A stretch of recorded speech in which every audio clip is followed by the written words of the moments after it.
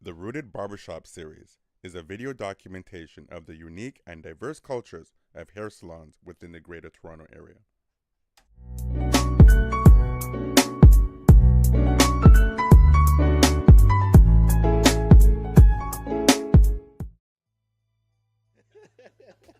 What's going on, Dennis? Not much, not much. So my first question to you is, Zam, why you doing? You continue doing this hair. Now, what about barbering do you find is so, I see in the way you cut your face and whatnot, you're very passionate about it. Why are you so passionate about it? Why am I passionate about barbering? Sorry. There's a lot of variables to that question. It's an environment where I could be myself predominantly. It's an environment where I could learn a lot from different people. And pretty much a place where I could get like a sense of giving somebody confidence, you know? It makes me feel good when people leave the shop with that sense of confidence or whatever, you know? So That makes sense. That makes sense. Now, what about the specific shop at 1515 Kingston Road, Shear Brilliance, Hair Studios? You like about? Okay. I've been cutting for like 10 years, basically, give or take more. Been in a lot of shops, but over here, there's like a lot of different personalities, you know? There's like 11, 10 of us, so we all mesh together well, and it just worked. Like, this shop is like probably one of the best shops I've been, like, employee-wise. Everybody gets together. We all have different opinions, so it all works. As opposed to like those little shops with 2, 3 barbers, all brown guys, or all like black guys. You know, everybody here is different. We're all from different places, so exactly. And we all learn from each other. It's pretty cool, man. Now, some work environments, they say, I just come here to do my job, and I go home. I'm not here to make any friends. How important it is it in the hair culture to be friends and have good camaraderie and good energy between you? Between the workers or like clients? It's crucial. You're here all day. You spend here all day more than you're with your family. So if you're not getting along with nobody, you're gonna have a long day, right? And then that rubs off to the clients as well. They see that, they don't want to be a part of something like that. But when people come in, they see us chopping it up. They want to be a part of that. So yeah.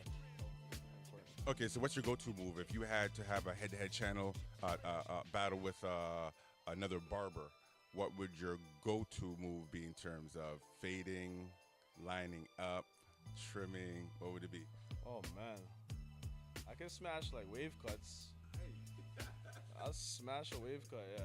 I'll smash wave cuts and beards. We'll leave it at that, yeah. Just end that up that same piece, yo. Dennis Barham here with Rex, or other words, Rex the Barber. What's going on, Rex? I'm chilling, man. How you doing, yo? Oh, you're very comfortable on camera. I'm comfortable always, man. You saw Zam over there and you were ready. Hey, yo, I do this, man. I do this. This is what I do. I told you, Dennis, you're gonna have to put me on too. You need a brown guy in a role, man. I like that. So, how many years have you been barbering? I've been barbering for 3 years in March. Yeah, actually, just 3 years right now. Oh, 3 years? No joke. You barber good, man. I didn't even know barber was a term. You haircut bar. Say it again. It's a verb and a noun. Oh, so if somebody's posed this question to you before, you were ready for that one too. Barber, you know, and you can be a barber. I like that. I like that. And so, why barbering in specific? You know what? I stumbled upon it, and I was always around the barbershop every week. I got my hair cut. I always want to stay fresh, and I tried it once, and I became kind of obsessed. It was more so of an obsession with like figuring out how to do certain things in terms of the haircut, and I couldn't stop, and I haven't, and I don't think I ever will. You know, so. You said you couldn't stop. You're still going at it. You're doing fades, whatnot. What made you start in the first place? Was it somebody's hair? Was it your hair? Was it what was the catalyst to it? So I went to my barber, Azam, at the time. I think I was probably in grade 11? So I would have been like 17, I think, at the time. 17, and I first how the liner was to his face, and then he let me line his beard up. And then I kind of didn't really do anything with it. My cousin wanted a haircut one day, and then I gave him a haircut. It was terrible. I was gonna ask that. It was a horrible haircut, and so I kind of just like like I said, I got really curious as to why I couldn't do it. Like, yo, these guys in barbershops can cut hair. Why can't I? You know, so then I just really started like doing my research and like studying, and I started doing it. Right, so the special word today is rooted. So what keeps you rooted at this specific barbershop for 3 years? Oh, I love the people I work with, man. Cause I have my own clientele, so my guys have followed me. I'm blessed to have that, you know. So environment's huge. Like, I get to work with great people every day. Always positive energies, you know. Like, everybody meshes really well, so you don't feel like you're working. Here with Alex, one of the barbers at 1550 Kingston Road, Shear Brilliance. What's up? Hey, how are you? So how long you been barbering? Professionally, like 3 years. So when it wasn't professional, how long was that? Like 3 years professionally, but like I was doing that out of my house, you know, like it wasn't really a full-time job. It wasn't really like just friends and family. It wasn't really doing it for much money or anything like that, you know. But so to me, that's a passion. You're doing it for a passion. You're not doing it for much money. Yeah, I guess it's a passion. It started off as a passion, turned the passion into paychecks, you know what I'm saying? Yeah, exactly. I like that. So that final decision to make it into a paycheck, when was that? I don't know, like I always wanted to be a barber. Then I went to school, you know, just to make my parents happy. Honestly, yeah. And I guess the decision was like after the first year of college, and I just realized I really didn't want to do school. And I was just like, all right, I'm going to try and do this barbering thing, you know what I mean? And so how successful have you been to this point, in your opinion? I'm just scratching the surface. I feel like I'm going to be doing this for a long time. Yeah. So, I don't know. We'll see. It's a journey. It's a journey for sure. The first learning curve of doing barbering, what was that? Was it the lining? Was it the fading? Barbering? No, it's the customer service, man. Oh. It's the customer service, because you have to because in the beginning you really have to fugaze everything. You know what I mean? Like you're not gonna be as good as everyone else in the shop, so you really have to sell people on your charisma and your skills, like on your people skills. You know what I mean? So you really have to and make sure you do the lineup properly. Yeah. You know what I mean? The lineup, and you treat your customer well. You know what I mean? The fade will come later. Yeah. Just make sure the lineup is sharp. So what keeps you rooted specifically at this barbershop? The loyalty that and the camaraderie I get from my brothers. Mm-hmm. So, yeah, I don't know. That's it. Here with Cooley High. What's going down, Cooley High? Thank you for taking the time. No problem. Anytime. All right. So my first question out the bat that I ask everybody is, how long you been barbering? 29 years. 29 years. I didn't expect that. So tell me the beginning. How'd that start? I started cutting myself, my brothers, and so forth. I was branched off to some friends. By the time I was 14, which was grade 9, I was in my first shop, working as a apprentice barber, and I've been from there. That's been it from there, man. Never looked back. I did leave it for a bit and went and did other things. I did like CNC machinery. I did HVAC, just to try other things and see if the grass was greener on the other side. I appreciate your honesty. Yeah. And I'm back again now. So 29 years deep, and I'm loving it. So what are the major differences? Because you're one of the old cats that can have a comparison from the beginning till now. What are some of the major differences in terms of barbering then and now? Major differences. Man, everything is different. The hustle is the same, but everything around it is different.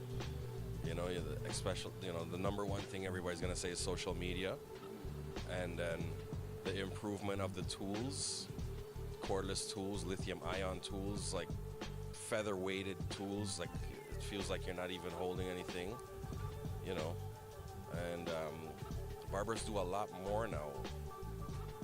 Whereas like back in the days where like barber actually used to do dentist work and stuff like that, and it died down to just cutting hair, and now barbers are actually like doing micro skin pigmentation and whatnot, and hair units and whatnot. So the game is wide. It's wide open right now. So at the beginning, 29 years ago, primarily the individuals coming to barbershops are black individuals, right? Now, from black texture hair to white texture hair or Indian texture hair, was that a big transition for you?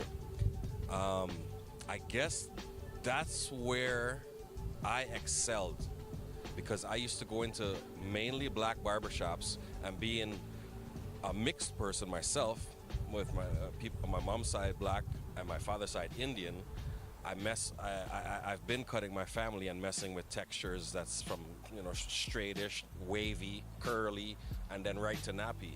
So I already had that in the bag. So that was one of my strong points. 1550 Kingston Road here at Shear Brilliance Hair Studios. The owner, Amjad, location here and in Ajax. Thanks, Amjad, for having us. How's it going, man? And so, I mean, for me, a personal question out of curiosity is, why would you want to have not one but two barbershops? Actually, we have three. Excuse me, do my research. Three. Where's the other location? The other one's in Oshawa. And so now you have three. What was the first one? This is the first one. And so you had this one initially, and you expanded to the two. Was one busy enough for you in terms of the business aspect, organization, the setup, whatnot? It was busy enough, but honestly, main reason is that I'm trying to help everybody grow. So, like, you know, guys that have been loyal to me, instead of you know, making them just sit here just doing work and not knowing what's going on, you know, you give them an option to progress if they want it. So before the barbershop, this specific one, what was the growing pains in terms of you being an individual barber getting to this point? Well, I mean, like, working at any other shop, like, you're your only source of income as one, and honestly, one of those things, like, it gets tiring, it gets draining, and especially when you're helping somebody else, you know, like, build their business. You want to know that the opportunity is available for you too, right? Not to say anything against any of the guys that I worked with, because they were great to me, they really were. But, you know, your vision sometimes is different than other people's vision, and, like, you want to know that the opportunity would be there. And me being a barber, I think that all barbers always have that kind of opportunity. And I always saw it as, if you work together, you could do much more than just kind of like working out at somebody else's shop. So what keeps you rooted specifically in Toronto? Well, I mean, I was born and raised here to begin with, so, like, you know, my family, my close ones, my loved ones are here.